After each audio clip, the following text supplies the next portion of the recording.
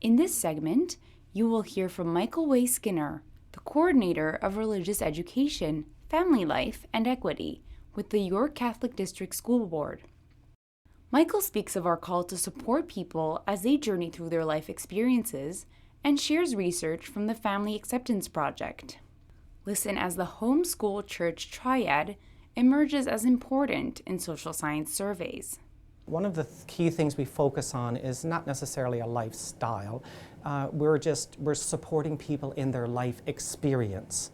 How they experience and perceive and understand life is something that we are called to as an Catholic educational community and faith community to support people as they journey through that. The fascinating thing we ran across with the Family Acceptance Project in San Francisco is that the data shows they had interviewed students between the ages of 20 and 25 about their experiences of coming out or developing their identity as being either LGBTQQ.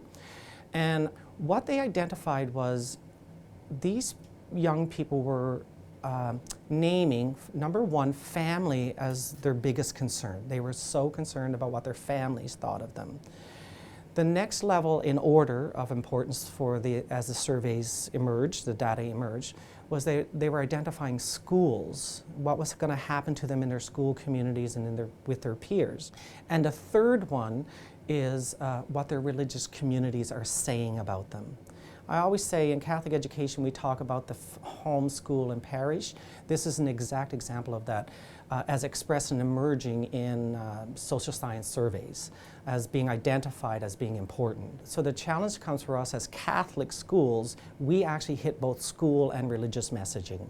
So one of the key pieces to look at is what is the messaging that is in the church? Yes, we can go to the messaging that actually is the most commonly known and the most commonly used in church teaching when people want to challenge the work we do to support. And what we have found in our work is that there's a broader conversation going on in the church.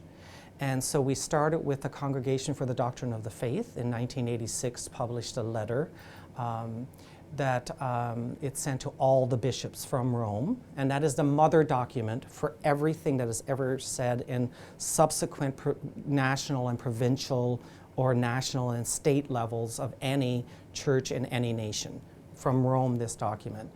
And as we read through, the tone of it was not a tone of judgment and hatred and exclusion and bullying.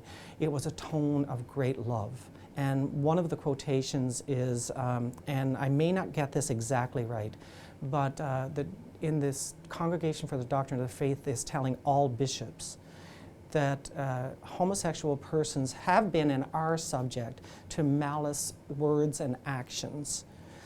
This must be condemned wherever and whenever it occurs by every pastor of the church. It undermines the basis of a free society and must be challenged wherever it occurs in word, action, or law. So what the church is saying is to exclude, to pass laws that actually limit the rights of people because of their sexual orientation or gender identity is actually not, it's kind of nice if we didn't do that. We must not do it, and we must challenge it when it occurs. That's strong language, and that's a different side of the conversation. So there are quotations that we have found both in the catechism, from the Catholic bishops, from the provincial bishops, from OCSTA, that we've actually included in our document, All God's Children, because that's the messaging we can actually give to young people in our system. You are loved. You are part of the church. Parents, the number one reason parents are cited to reject children, whether or not they practice a religion or not, whether they're Catholic, whether they're Jewish or Muslim, the number one reason for rejection that's given is religious grounds. If we can change that conversation, we can actually be protecting young people. And what's interesting is that if young people experience rejection, they are much more likely to be involved in sexually risky behavior. as the church calls us to acceptance and to actually making sure everybody is safe and journeying with, what happens is there's a phenomenal drop in the data around students engaging in sexually risky behavior. Likewise, when it comes to suicide attempts or ideation, of those people surveyed, of 80 people that would average in a survey, if we experienced rejection from school or home, they were 8 times more likely to attempt suicide or ideate suicide. As you move towards tolerance, or that you're going to put up with this but you don't really understand it, the number drops drastically. From 70 of 80 kids would ideate or attempt suicide to 26 of them. There's almost a 50-person drop. It's not just data, it's persons. And if we move towards the call of the church to acceptance, it actually approaches the average population. So I always point out that our work is so in line with the Catholic Church, because if we are a pro-life institution, and we are a pro-life institution, and we say that we are enjoined to protect human life that is sacred from conception to natural death. We are enjoined to do everything that we can to protect human life at every stage of its development. This is a pro-life issue. We are called to do what the church says, to accept it with love and compassion, and to not discriminate is what the Catechism says. So if we move in that direction, we are actually saving human lives. And that's one of the key pieces for us to understand. It's one of the reasons why it's an expression of who we are.